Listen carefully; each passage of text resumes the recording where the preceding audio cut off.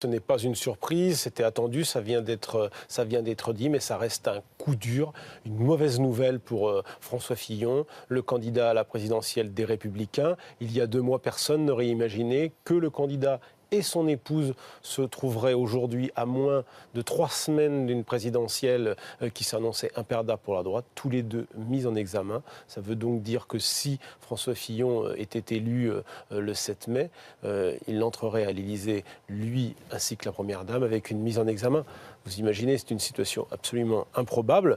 Mais est-ce que ça change vraiment quelque chose? Ça ne change rien sur le fond. Ça change rien sur le fond de la campagne du candidat qui maintenant, de toute façon, il y a eu pendant des semaines des débats autour du plan B. Tout ça est derrière nous, tout ça est passé. Le candidat maintenant, on l'a vu, il est lancé dans sa campagne. Même quelque part, il essaie de riposter sur le terrain des affaires en attaquant le pouvoir à travers la polémique sur le livre dont on parle depuis maintenant 4 à 5 jours. Donc ça ne change rien. On a vu en plus que François Fillon hier était plutôt galvanisé par des salles très, très remplies.